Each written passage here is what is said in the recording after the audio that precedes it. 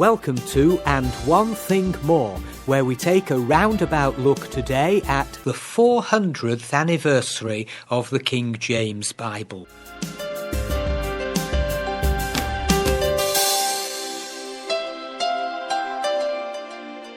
We were brought up on 2 Bible readings every Sunday service, one Old Testament and one New Testament. So words like wast, doth, begat, usward sound like music to our ears nowadays, though often unintelligible even way back then. In 2011, 400 years had passed since the Authorised Version was published. It was King James VI of Scotland and the First of England who had commissioned this new translation of the Bible. There had previously been nearly 250 years of brave pioneers seeking to give us the Bible in our English tongue. Around 1382, handwritten manuscripts of the Oxford scholar John Wycliffe's Bible translation from Latin into English were widely circulated. But then, in 1402, Henry IV outlawed the translation of the Bible into English and made heresy a capital crime, punishable by burning at the stake. Gutenberg invented the printing press around 1439, which led to the mass distribution of inexpensive books and the promotion of literacy. 2 more big names, William Tyndale in 1526 printed his translation of the New Testament into English from the original Greek, and Miles Coverdale in 1535 published the first complete English Bible. They were courageous men of great vision. In fact, Tyndale is regarded as the father of the English Bible because 90% of his words, the majority of his text, was retained and passed into the King James Version in 1611. Did you know that there are 1,350 references to the Bible in the writings of Shakespeare? See how many you can spot next time you brush up your Shakespeare. The Bible is the book that changed the world. The book that transforms people was the King James Version of the Bible.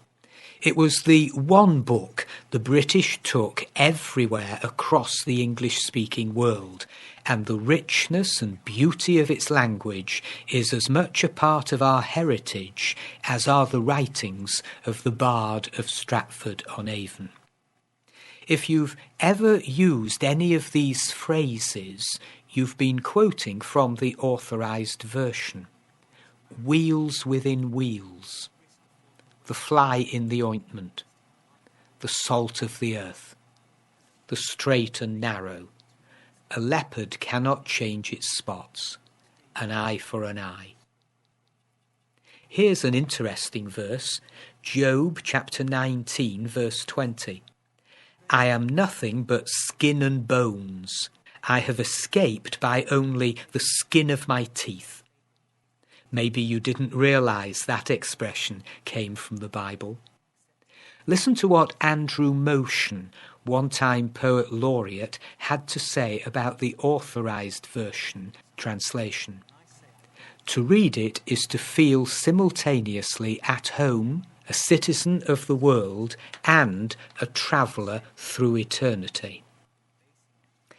Do you remember struggling through Verily, verily, I say unto you, or Charity suffereth long and is kind, charity envieth not, charity vaunteth not itself, is not puffed up, or I beseech you therefore, brethren. However archaic such phrases may sound in 21st century England, there are others that sound so modern we forget they came from the King James Version 400 years ago. the writing on the wall, the signs of the times, weighed in the balance, the apple of his eye, a word in season, nothing new under the sun. I recently discovered that a man called John Rogers, born near Birmingham around 1500, wrote the first Bible commentary in English. He was the editor of the so-called Matthew's Bible, published in 1537 under the pseudonym of Thomas Matthew. 3 copies are preserved in the British Museum. John Rogers was burned at the stake in 1555 during the reign of Queen Mary. His final words were, "That which I have preached, I will seal with my blood." Indeed, the road leading up to the publication of the King James Version of the Bible in 1611 is stained with blood as people hazarded their lives to bring us God's word in our own language. What a debt we owe. These phrases also originated from the Authorized Version: a chosen vessel, a still small voice, a pearl of great price. Know them by their fruits, and turn the other cheek. If you've heard someone spoken of as a law unto themselves, or a wolf in sheep's clothing, or a thorn in the flesh, these phrases are so familiar. They all, however, originate from the King James Bible. What distinguished the so-called AV from the earlier printed Bibles was that the 1611 work was produced by a committee of scholars. Not all the others were so representative. Nowadays, Bible translation is one of the success stories of Christian history. The founding of the Wycliffe Bible Translators in 1934 by an American translator, Cameron Townsend, was a milestone. Today it is the largest missionary society in the world, with over 3,000 missionaries. WBT have worked on over 650 languages, reducing practically all of them to writing for the first time. Some of the tribes among whom they work number under 100 people. This sterling work of Bible translation goes on apace by the grace of God. In 2011, the Aztec translators in Mexico finished translating the New Testament after 20 years' work. People with virtually any mobile phone can download the Hawaiian Pidgin New Testament and 16 Old Testament books. What if this catches on big time? Mary Gardner, who worked with Wycliffe Bible Translators in Togo, was killed in a bomb blast in Jerusalem in 2011. But across the world, the work of Bible translation continues. My dad used to come out with some unusual expressions. If something was very unlikely, he'd say it happened once every Preston Guild. If we were faffing around, he'd say, "You shape like me Aunt Peg at a christening." And if we were telling some tale, he'd remark, "That's all my eye and Peggy Martin."